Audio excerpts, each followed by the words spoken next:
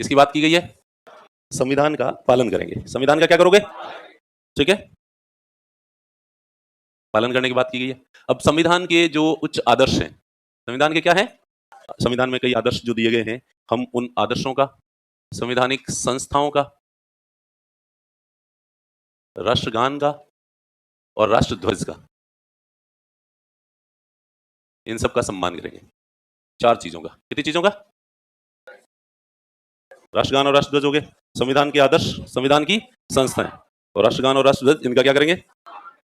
संविधान का पालन करेंगे। और इसमें जो भी आदर्श लिखे गए हैं, जैसे विधि के समक्ष समता, अस्पृश्यता का अंत करना, स्वतंत्रता, सभी व्यक्ति की स्वतंत्रता मायने रखती है, धार्मिक स्वतंत्रता दी जानी चाहिए, दूसरों के कार्य में हस्तक्षेप नहीं करना, किसी का शोषण नहीं करना, ये जो भी आदर्श हैं संविधान के, और जो डीपीएसपी में जो आदर्श लिखे गए हैं, हम उन सब आदर्शों का, संवैधानिक संस्थाएं, सुप्रीम कोर्ट, हाई कोर्ट, संसद, विधानसभा, आरपीएससी, यूपीएससी, ये जो भी इलेक्शन कमीशन, ये जो संवैधानिक जो संस्थाएं, इन सब का और राष्ट्रध्वज और राष्ट्रगान का सम्मान करेंगे।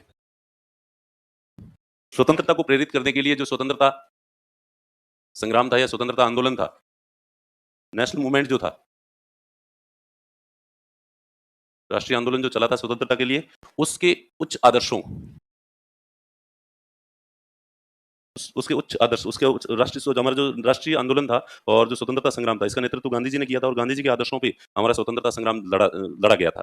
तो उसके जो उच्च आदर्श थे, सत्य, अहिंसा, अस्तेय, अपरिग्रह, जो गांधी जी के आदर्श थे, उन आदर्शों को हृदय में संजो के रखेंगे। कहाँ रखोगे? ठीक है, जगह है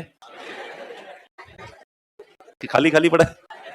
खाली पड़ा है, इसलिए उसमें और कुछ नहीं, तो कम से कम ये आदर्श रख लो अपने। ठीक है, स्वतंत्रता को प्रेरित करने वाले जो उच्च आदर्श थे, राष्ट्रीय आंदोलन को प्रेरित करने वाले, स्वतंत्रता के लिए चलाए जाने वाले राष्ट्रीय आंदोलन के उच्च आदर्शों को कहां रखोगे? हृदय में संजो के रखेंगे, तथा केवल संजो के रखना नहीं है, उनका पालन भी करना है। ठीक है, केवल ऐसा नहीं कि रख के भूल जाओ, ठीक है, उनका पालन भी करना है। ठीक है, कई लोग देखे ठीक है जरा कुछ तो रखें। तो ये दो आपस में, एक में संविधान की बात की गई है, एक स्वतंत्रता संग्राम की बात की गई है। ठीक है, तीसरा है देश की अखंडता, सॉरी, संप्रभुता, अखंडता व एकता, ये तीनों की बात की गई है।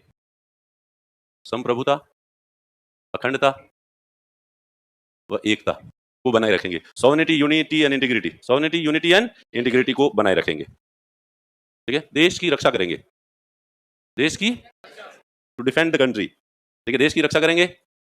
और जब भी आह्वान किया जाएगा राष्ट्र के लिए, जब भी कॉल किया जाएगा कि युवाओं, नौजवानों, देश को अब तुम्हारी जरूरत है, तुम्हारे बलिदान की जरूरत है, कौन कौन बलिदान देने के लिए आगे आएगा? कोई नहीं आएगा। तो आह्वान किए जाने पर राष्ट्र की सेवा करेंगे, आह्वान किए जाने पर राष्ट्र की। ठीक है, अब अगर भारत चीन का युद्ध हो जाए, तुम्हें कहा जाए कि आओ मोर्चे पे जाना है, चल जाओगे? ये पता नहीं देश के सभी लोगों को ये गलतफहमी क्यों है कि वो देश के लिए अपना सब कुछ न्योछावर कर सकते हैं। ऐसी गलतफहमी क्यों है लोगों को? जबकि रियल में तुम देश के लिए कुछ नहीं कर सकते। तुम ईमानदारी से नौकरी करोगे तो वो देश की सेवा होगी, तुम कचरा नहीं फैलाओगे तो वो देश की सेवा है, तुम ट्रैफिक नियमों का पालन करोगे तो वो देश की सेवा है, तुम ईमानदारी से टैक्स जमा कराते हो तो वो भी देश की सेवा है। अपने छोटे मोटे नहीं करते, सीधा माथा कटाना हो तो कटा देंगे। तो जो लोग थोड़ा टैक्स जमा नहीं करा सकते और देश के कानूनों का पालन नहीं कर सकते, क्या वो देश के लिए माथा कटा देंगे? ये गलतफहमी है। ये क्या है लोगों को? गलत। और हर आदमी इसी गलतफहमी में जीता है कि वो तो सबसे बड़ा देशभक्त है, जबकि रियल में सारे के सारे हम देश के निकम्मे नागरिक हैं, जो देश का भट्टा बैठाने में लगे हुए हैं, और इस देश से ज्यादा फायदा कैसे उठाया जा सकता है, चोरी कैसे की जा सकती है, बेईमानी कैसे की जा सकती है, ये करने में हम सारे के सारे आगे। अगर तुम जितना, हमारे भारत के लोग जितना सोचते हैं कि वो देशभक्त हैं, अगर वास्तव में उसका 2% भी देशभक्त हो जाए ना वो, तो हमारा देश बहुत आगे निकल जाए। जितना हर आदमी अपने आप को देशभक्त मानता है, उसका केवल कितना परसेंट हो जाए? 2% वो रियल में हो जाए देशभक्त, तो देश आगे बढ़ जाए। देश में पिछड़ने का कारण यही है कि सारे निकम्मे सोचते तो यही है कि वो बहुत बड़े देशभक्त हैं और समय आने पे देश के लिए जान भी दे सकते हैं, लेकिन छोटा सा टैक्स नहीं दे सकते। कानून का पालन, तुम अब जाओ कोई चीज लेने के लिए बिना बिल के दें तो इतने की पड़ेगी और बिल के साथ इतने की पड़ेगी, तो भाई साहब बिल का क्या करना आपने? ठीक है, तो इसलिए भारतीयों को सबसे ज्यादा इस चीज की आवश्यकता है कि कम से कम वो अपने असली चेहरे को, असली चरित्र को पहचान तो लो। तो इसलिए बाकी भारतीय तो नहीं पहचाने, तुम तो कम से कम थोड़े समझदार लग रहे हो, इसलिए होने की जरूरत नहीं। मैं नहीं कह रहा हूं हो तो सकते ही नहीं तुम कभी, पर रियलिटी तुम्हें कम से कम पता होनी चाहिए कि हम नहीं हो सकते। इतना साहस है किसी में इस सत्य को स्वीकार करने का कि हम अच्छे देशभक्त नहीं है? माते के हैं, वो पता चल जाए समय के साथ। चलो खैर, तो देश की एकता, अखंडता और संप्रभुता की जब बात की गई है तो इसमें देश की रक्षा आई गई, लेकिन हमारे इनको लगा कि किसी तरह की कमी नहीं रहनी चाहिए, बात का रिपीटेशन भले हो जाए लेकिन कमी नहीं होनी चाहिए। तो 3 और 4 एक जैसे से, 1 और 2 एक जैसे, 3 और 4 एक जैसे। अरे टाइम हो गया। 5 में समाज और 6 में संस्कृति। 5 में समाज और 6 में संस्कृति, बोलो देखें, फिर से बोलो, फिर से बोलो। तो 5 में समाज की बात की गई है कि सामाजिक सौहार्द और भ्रातृत्व भाव को बढ़ावा देंगे। किसको? Communal harmony and common brotherhood, communal harmony and common brotherhood को बढ़ावा देंगे, तथा धर्म, जाति, क्षेत्र, भाषा, इसके आधार पे जो पृथकतावादी, अलगावादी या जो भेदभाव फैलाने वाली जो चीजें, इनसे दूर रहेंगे, और ऐसी प्रथाएं जो महिलाओं के सम्मान के विरुद्ध हैं उनका परित्याग करेंगे। दहेज प्रथा, पर्दा प्रथा, ठीक है, इन सबको, बाल विवाह, इन सब का हम बहिष्कार करेंगे।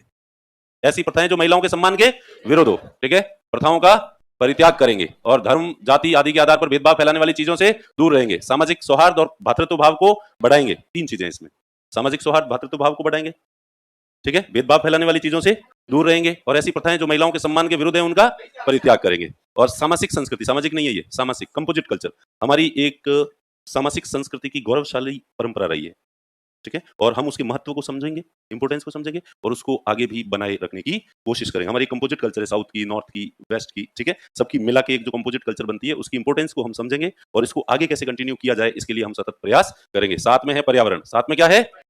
एनवायरमेंट, एनवायरमेंट को प्रोटेक्ट करने की कोशिश करेंगे। पर्यावरण में एक तो आता है वन, ये क्या है? वन, ये है झील, और इसमें आ रही है ये नदी, और यहाँ पे एक पशु जो है वो क्या पी रहा है? पानी पी रहा है। तो वन, झील, नदी और वन्य जीव, इनका संरक्षण करेंगे। फोटो देख लो, देखें, ठीक है, इनका क्या करेंगे? संरक्षण करेंगे। पर्यावरण में ये 4 चीजों का संरक्षण करेंगे, 4 चीजों का, ठीक है। 8 में है वैज्ञानिक दृष्टिकोण, साइंटिफिक टेम्पर, क्या है? साइंटिफिक टेम्पर, वैज्ञानिक दृष्टिकोण, मानववाद, ठीक है, ज्ञानार्जन और सुधार की भावना, ज्ञानार्जन व सुधार की भावना, scientific temper, humanism and spirit of inquiry and reforms. बोलो देखें, scientific temper, humanism and spirit of inquiry and reforms. Spirit of, वैज्ञानिक दृष्टिकोण का मतलब है तार्किक तरीके से सोचेंगे हम, और उसके बाद किसी चीज को स्वीकार करेंगे। सिर्फ इसलिए नहीं कि ये धार्मिक किताबों में ऐसे लिखा हुआ है, कुरान में ऐसे लिखा हुआ है, वेदों में ऐसा लिखा हुआ है, उपनिषदों में ऐसा लिखा हुआ है, बाइबल में ऐसा। एक तरफ रखो उनको, खुद की अकल लगाओ। इसमें खोपड़े में जो है वो भूसा भरा हुआ है, या गोबर भरा हुआ है, या दिमाग है? तो जिनमें भूसा भरा हुआ है, गोबर भरा हुआ है, वो तो जो किताबों में लिखा हुआ है, समाज से सुनी आ रही है, उन बातों को हूबहू अपना लेते हैं। और जिन लोगों के खोपड़े में दिमाग है, वो हर चीज का वर्तमान परिस्थितियों के हिसाब से इवैल्यूएशन करते हैं, और उसके बाद उसको स्वीकार करते हैं। सारी धार्मिक किताबों में लिखा हुआ है पृथ्वी जो है वो चपटी है, तो उनमें इतना ही दिमाग नहीं था, जिन्होंने जो है सपाट है यूं, ठीक है। तो उनको किताबें लिखने वालों को ज्यादा नॉलेज नहीं था, उस जमाने में जितनी अकल थी उन्होंने लिख दी। इसलिए अब हम अब भी माने और इस साइंस को और ज्योग्राफी को रिजेक्ट कर दें कि नहीं, हम तो वही मानेंगे जो है, पृथ्वी क्या है? सपाट है, ठीक है, तो मानो, क्योंकि तुम्हारे दिमाग में क्या भरा हुआ है। इसे साइंटिफिक टेम्पर वो होता है, वैज्ञानिक दृष्टिकोण, तर्क वितर्क करके किसी भी चीज को। मानववाद, ईश्वर को राजी करने की कोई जरूरत नहीं है, वो अपने आप राजी रह सकता है। इसलिए हमें अगर किसी को राजी रखना है तो किसको रखना है? मनुष्य को रखना है, ठीक है। हमारी किसी भी कार्य की वजह से किसी मनुष्य को तकलीफ न पहुंचे और हर चेहरे पे खुशी आ सके, उससे बेहतर। और पढ़ाई, ज्ञानार्जन की भावना, 1 बजे तक नहीं, 2 बजे तक क्लास लो सर, और संडे को भी क्लास लो सर। ज्ञानार्जन और सुधार की भावना जो है होनी चाहिए। अरे